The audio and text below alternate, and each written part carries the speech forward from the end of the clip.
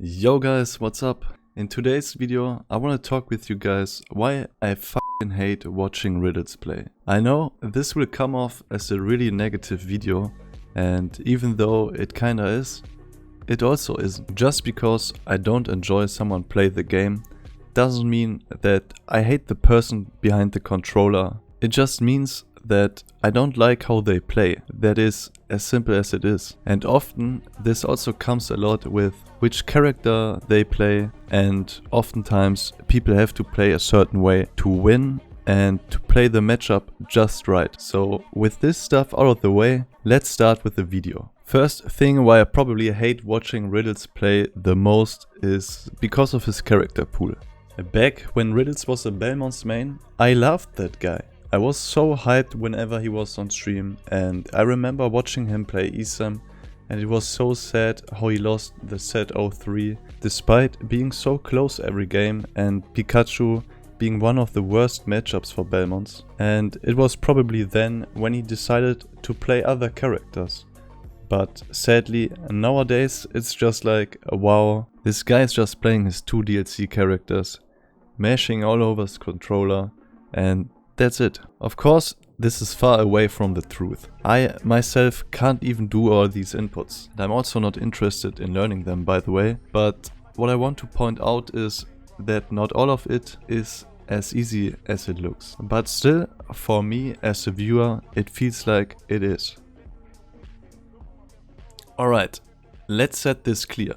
I do think that Riddles improved quite a lot over the last few years, and especially in the recent month. And I do think that pretty much everyone can become a very good player with the right training and dedication. And I think that Riddles already was a good player and that he does all these things. So he obviously deserves to reap the fruits of his hard work. But I also think that his characters play a certain part in his recent success. Just like when the Bayos in Smash 4 suddenly went from being quite good players in their region, but being mostly unknown, to being top level threats. This is when you definitely can't help about thinking that these characters are, well, kinda broken. I mean, let's have a look at KAZUYA. KAZUYA has a crouch dash. It's a dash where the character gets some intangible frames every time he does the move. He can use this intangibility to dodge moves like Min's arms, projectiles,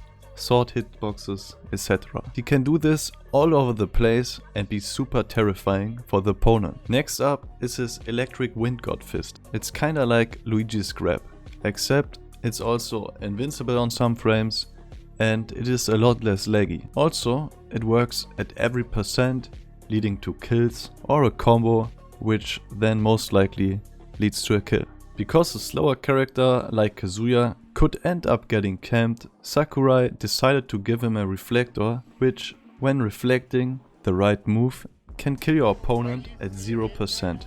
Seems fair, right? He also has an up B that is decently fast out of shield and kills at higher percent. He can still use moves after doing it, kinda like Game & Watch's up B, but not quite as good. And then, on top of all of that, he has a comeback mechanic, which is Rage Drive. It kills at like 80 to 90% if you aren't heavy, and it does like 40% damage. Also, it's not even a real comeback mechanic. Oftentimes, if you fight a KAZUYA and he takes your stock first, then on your second stock you will most likely bring him over 100% and eat one Rage Drive for 40%. The KAZUYA can also use it to cheese stocks where you grab your opponent and take them with you into the blast zone, kinda like you can suicide with a Bowser's side B. Personally, I just hate his whole toolkit. I think it's extremely overtuned and there's only two good things about it. Most games end quick, and the KAZUYA Ditto is kinda fun to watch because at least both players have the same tools at their disposal, and again, the games end quick. Now, my first two arguments were mostly about the characters that he plays. Now, this last argument, however, you could say is more of a personal thing, and it's where I could understand when people criticize my argument. So just a few months back, Riddles picked up Roy for a while. I think it was after Summit where he was really unhappy with his performance. I remember him saying that he will always lose to certain characters because of his own characters, and at the time he already mostly played KAZUYA and Terry. And while yes, I do think that the characters can struggle versus some characters, at the same time a character like KAZUYA can always make his opponent explode off of one interaction, which is crazy. And it's almost like matchups don't really matter. Anyways, he was losing hope in his characters and wanted to drop them.